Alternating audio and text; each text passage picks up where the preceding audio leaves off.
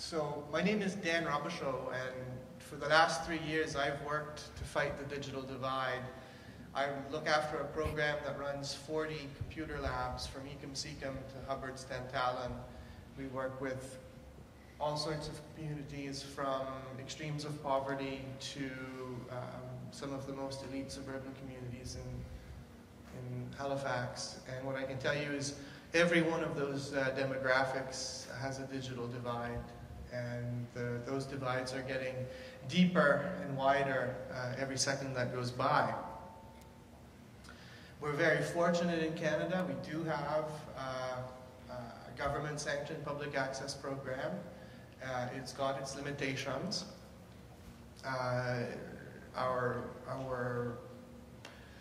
dialogue, if you wish, with what this program should be has been mute with Ottawa for about 10 years, so the program has not evolved as fast as the technology.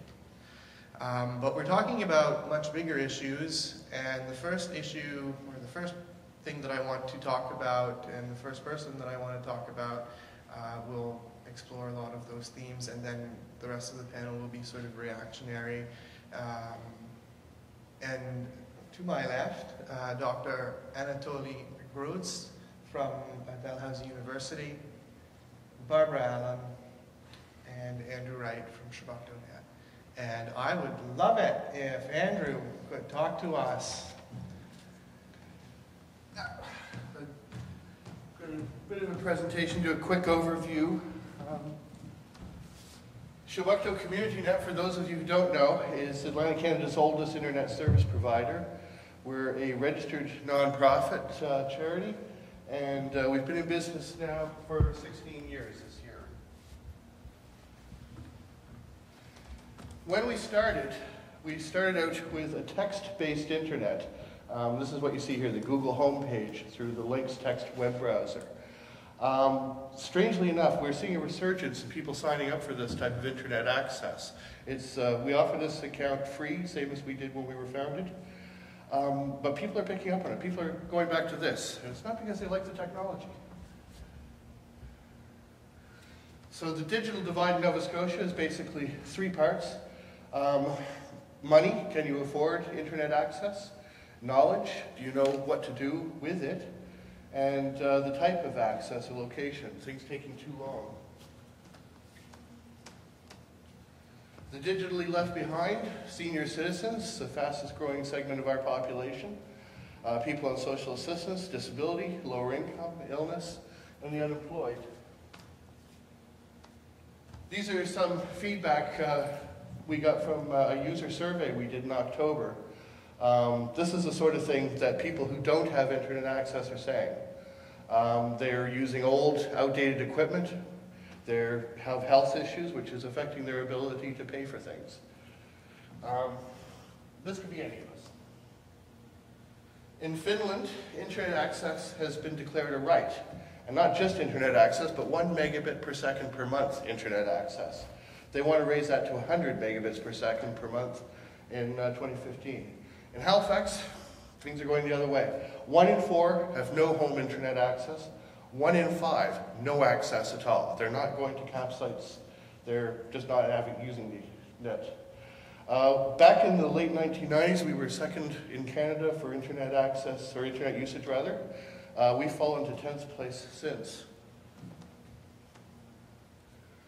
Now, around the world, a global digital divide is taking shape. If you look up in the far corner, Japan. Now, the 2 numbers there are the average internet speed in the country, and below that is the cost for 1 megabit per second per month. You notice in Japan, 1 megabit per second per month. The Finnish human rights access, 27 cents US. The average cost in Canada, $6.50 US. This chart shows where we stand. The green stripe is Canada.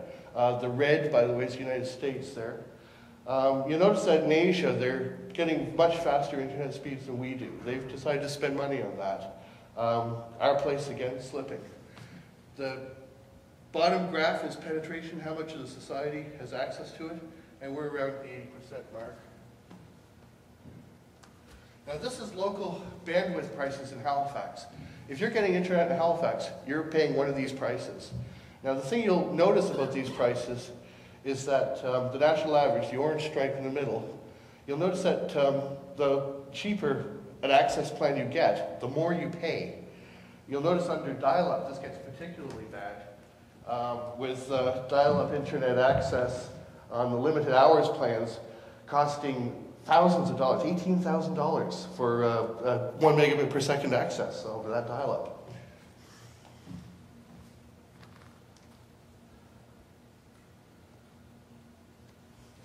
Now, this is a photograph of the future. It's not happening in Nova Scotia, but it's happening in other places. That actually is a telephone pole in a residential neighborhood in Malaysia. The real solution is a whole hog rollout of fiber optics. Start laying the stuff like power cable was laid in the 1930s. We need to be putting fiber to the home everywhere we can. And we should make these fiber networks community-owned where possible. It's not up to, we don't have to wait on corporations to do things for us. We can organize as communities and bring fiber optic cable to our communities. An excellent example of this is the Valley Community Fiber Network, which did just that. Annapolis Valley communities organized, brought in their own fiber. It's been a boon for them. Businesses, innovation, people using it. They even started up their own telephone company. That's not it.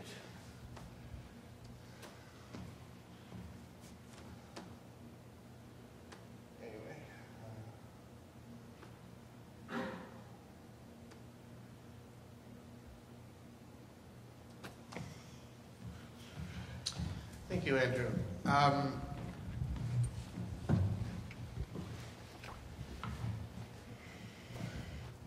As the manager of Canada's, if I understand correctly, oldest running Freenet. No, second oldest. Second oldest. Ottawa beat us. You've had the opportunity to watch the trends. What do you see currently? Where are we going? There's a section of the population that's hurting. They're harder off than they ever were before. They're cutting, well, I mean, when you run out of resources, you cut the fat first. When you run out of fat, you start cutting into muscle. And I think they're into that part of the country now. Basically, I don't know. The end of life in Nova Scotia is not exactly pretty. You know, you get sick, you get ill, you get poor, you rely more and more on community hands. A lot of people find themselves into that loop. And right now, those are the people who are really, I think, hurting the most, because they're suffering both from, you know, economic pressures and from knowledge pressures. Some of the technology is new to them, unfamiliar. They need some hand-holding. One of the themes, obviously, is digital divide. We've talked about digital divide on many levels. The very first, the fundamental digital divide is access to the infrastructure. So access to the computer, to the lines that give you the internet, and it's purely an infrastructure-based digital divide. 15 years ago, that was the only digital divide that we knew. That's what we were fighting. Now that digital divide is fairly small. We can de facto assume that most houses in Nova Scotia have internet access, although not all, and it certainly doesn't mean that there are still people who are hurting. But the digital divide that's the most important now is mostly centered around the ethical use and the good use of that technology, and how communities and people, individuals and businesses can benefit and not only survive but only thrive, but also, I should say, thrive using these platforms. And that's the digital divide that we're seeing. Inside of that, there are many digital divides. There are knowledge gaps between computer literate people and network literate people. There are knowledge gaps between people who are only an end-level user or people who will create and modify content. And these are important things that we need to address.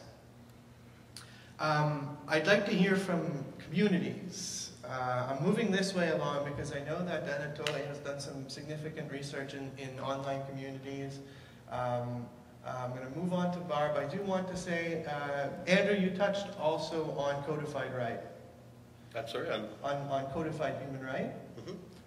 So we're talking about Finland. That was the one that was the big one in the news. There's 5 other countries, in fact, that have some sort of a codified right to the internet. Not as much as Finland has done. Finland has been very aggressive with that. I know you've done some research into Finland. Can you just give us a real quick overview of what they've done?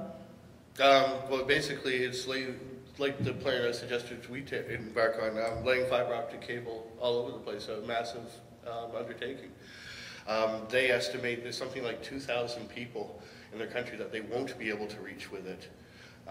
So when you think of Finland, I mean, you're talking about a northern country, you're talking about large distances, small population centers, the sort of thing that you think of when you think of Canada too. They're pulling it off, so there's no real reason like we shouldn't. Absolutely. Interesting. Absolutely. Well, it is attractive to declare internet access as a human right, but is there a most productive way to do it? Should we follow this trend, or should we focus our resources on more community-driven projects, as some of those you already mentioned here? I personally do believe that everybody should have access to the internet, and so there's no doubt about that. But I don't think that such top-down approach from the government should be a solution or will be a successful solution. Instead, let's focus on bottom-up approach, and where we're working together with local communities and trying to match their local needs with what actually internet can do for them. And I think that once they see that, they will be more energized and they will be more likely to take active actions and look for different ways to be connected. So I do believe that we should have internet access, everybody should have it, but I'm not sure about if it should be a human right. All right. Barb, communities, resources, challenges. Well, the CAP program in Halifax and across Canada originated with that exact premise, and I see Bernie's here, and Bernie will remember. As a community, we knew that we'd got some needs. We knew that this technology was coming along, and this is going back to the early to mid-90s. What the approach that government took was interesting. At the time, we found it a little bit frustrating that there wasn't a template coming down from the top to say, this is how you do it. But now being able to look back, 12 years on the program, it actually benefited us to figure it out for ourselves, to come together as a community and go through challenges, try things that didn't work. The one thing that I feel really does work from that community approach is the human element. A lot of the digital divide that still is with seniors and was then. Kids, when we opened our CAP site, which had 10 computer workstations, there was 100 people there that day, and it was fabulous. The kids were right in, straight on the computers, just doing things.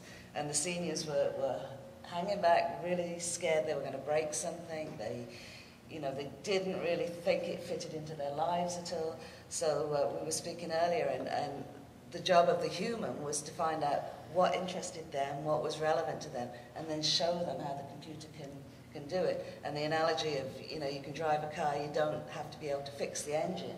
That was the same kind of principle that we went forward with. So I do think that it has to come from community to have a lasting impact. And the digital divide is still there. I see the same digital divide still there, because some people just don't want to adopt the technology. But it is definitely changing. Some of the new technologies of today, are mind-boggling to me, but we know, in a couple of years they're actually going to be reality. So to have a place in community that can help bring people over that divide, I think is absolutely crucial, as well as to have the service. And then, of course, the affordability of it. So that's one major hurdle that we have. One really good thing that's come out of the public access program in Canada is it was built from the ground up. The difficult thing that we have now is that the program, which was built on an infrastructure-only argument, has never been modified since it was first rolled out. And communities have evolved the program through the Web 2.0 revolution And communities, particularly in Atlantic Canada, we have a very strong public access program. Saskatchewan and British Columbia also as well.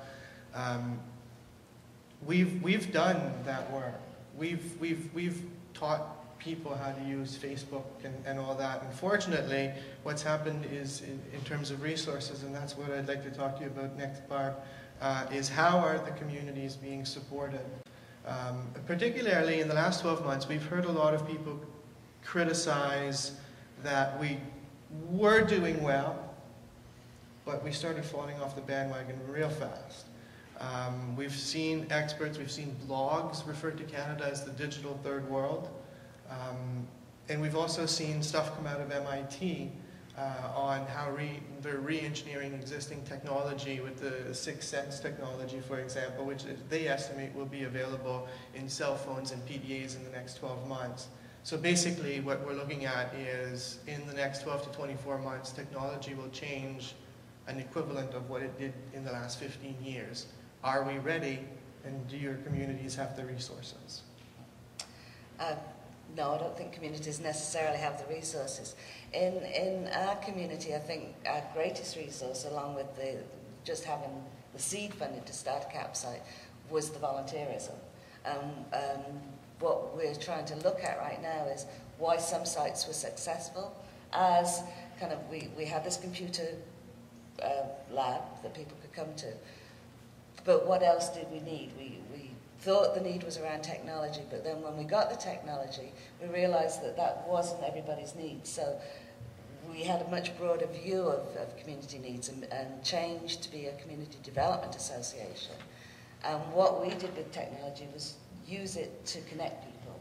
Like the communities that we come from are a series of small strung out villages that traditionally hadn't really worked together. So we built a web portal, and that's kind of a means of communication that's worked really well for us. We've not stepped on the toes of other community groups. What we've done is offer something that they haven't got, a way to share information and kind of build a real sense of community. We did asset mapping work to sort of identify, you know, the different assets of the community. Everything's on that web portal. So that's something that we were able to provide to community, to other groups that kind of built a greater sense of support. And while the funding for CAP is woefully inadequate, really, it was enough funding that was seed funding for groups that were ambitious enough to go after other funding. Then you've at least got a little bit of funding that you can apply and say, we've got this, and then you get a little bit more, and I've got this, and eventually you can get some huge projects. Not all CAP sites got that. I think that was a lesson that the CAP program taught us and taught us well, but it didn't translate necessarily to all CAP sites. So I think that was the reason for some of them failing, thinking that having computers in your community was going to change your community. I think you have the community, the technology, the internet, but you do need the people. And what keeps people involved, unfortunately, is money that allows you to do other things, bigger things. And if that's cut back even further, you know, right now the funding is perhaps enough to pay your internet connectivity. So there's nothing outside other than the internet. You do need people, and to get the people, you're going to need funding. Yeah. And unfortunately, sometimes we tend to think about this problem as a technology-only problem, and this is a great example that it would be naive for us to assume that if internet access is widely available, everybody will start using it. No, there should be an educational component, and you guys doing a very good job at trying to bring community and showing them how they can actually use it. And actually, according to one of the recent Statistics Canada reports, not having access to the internet is only but one reason why people don't actually use it. So there are also privacy concerns, security concerns, and so on. Well, we've heard from communities. I know that you've got some interesting perspective on online communities. Perhaps you can build on what Barb was saying as well. I think it's really important to show local communities how they can utilize social media and social networking websites so they can build more connections within their community, but also, most importantly, connections to outside world. In Illinois, at the University of Illinois, where I was doing PhD, we have a program called Community Informatics, where we work with actual members from the community and trying to assess their needs and how their needs can be met with internet technology in general. And it's really case by case basis. And it is really important to just build the local community. Sometimes people think, okay, if we connect everybody to the internet, then we have less face-to-face interactions. Well, recent studies show that it's not really true. We actually get more interactions among people within the community and also outside. Perhaps this event is an example of how we rally. I'd like to go back to the other end of the table. Andrew, the infrastructure, the technical side, and the human side. Are we there? Are we keeping up? And what do we need to do? Excuse me. No, we're not. Right now, the Nova Scotia government says that there are 6% of the citizens of Nova Scotia have no access at all to broadband internet. Actually, the definition of broadband internet has been going up too, so there actually isn't any broadband internet available in Nova Scotia. Broadband internet is now defined as fiber optic to the premises. So we are falling behind. Excuse me. On the education side of things, there's a general perception people don't know where to go. There's not like one central place to look that they've found. So most people that need to learn things are sort of aimlessly drifting. They rely on their network of contacts. Do their friends know anything? Excuse me. That's pretty much that. Barb, from a community perspective, infrastructure-wise, and maybe more importantly, the human element.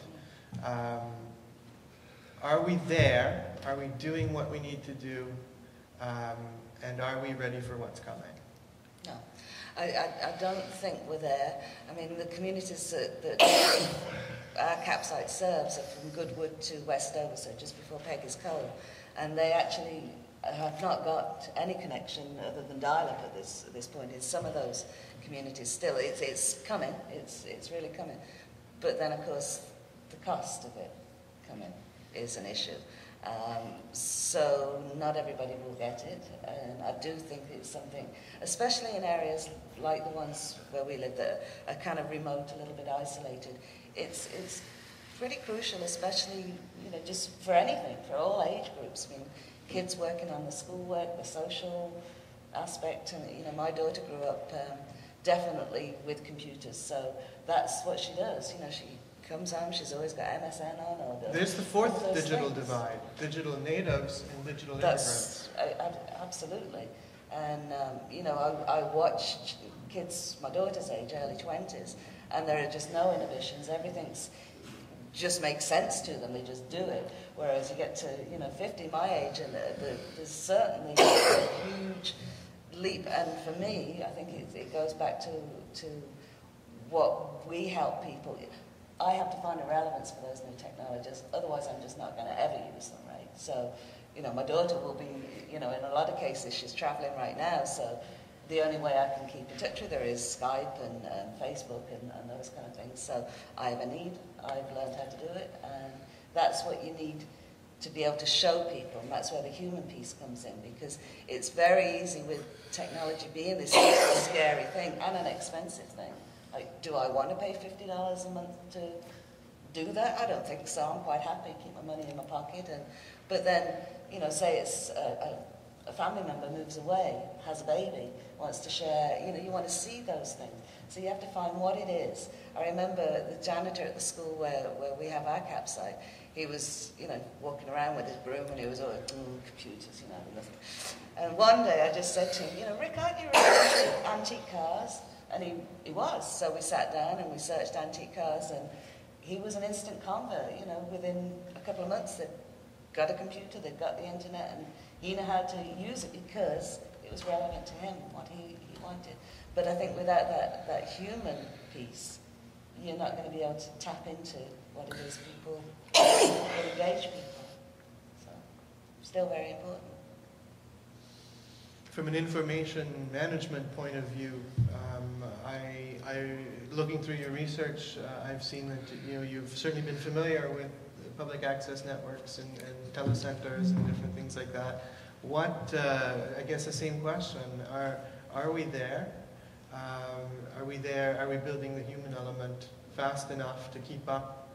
And what can we do to achieve that? Well, clearly, as it was already indicated, seniors is one of the population that might have special needs to learn new technology and might have trouble with that. So perhaps we need more programs, educational programs, that will allow them to get them familiar with this technology. So instead of emphasizing on infrastructure, only infrastructure solution, that I do agree we need infrastructure, but also emphasize educational aspects of it. And have more partnership programs with academic communities as well. Programs like community informatics that I mentioned earlier. Something like that will allow to bring experts in the information management and telecommunication field to work with local communities and see what Barbara already mentioned, how internet essentially can help them.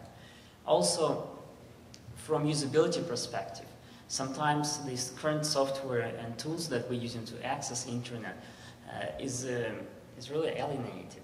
It's scary to use sometimes, it's unclear, so perhaps we need to do some more research and design tools for people who are not very familiar with technology, more user-friendly interfaces, and perhaps more simplified versions of what we already have. So if the user interface is simplified, and it's a direct reference to Pride of Mystery and Sixth Sense technology, but dreaming in Technicolor that in 12 months from now that MIT is correct in its assumption that we will have the webcam projector hybrid in PDAs, so that your PDA will essentially, or your phone will display the internet on whatever surface you wish. It will know how your hands are interacting with the image it's projecting. So it eliminates the mouse, it eliminates the traditional browser. Are communities ready to begin using the internet in this way without a set of training wheels? We don't really know. Most likely the answer is no. And for people who already technological savvy, it will be easier for them to start using new tools, and they may actually perceive it as easier way to access information. But of course, for people who are not that technical savvy, it may be even more difficult because I think we really need to assess how the current technology accessible from the educational perspective to people who actually want to use it, instead of trying to develop something new that may even be even more abstract.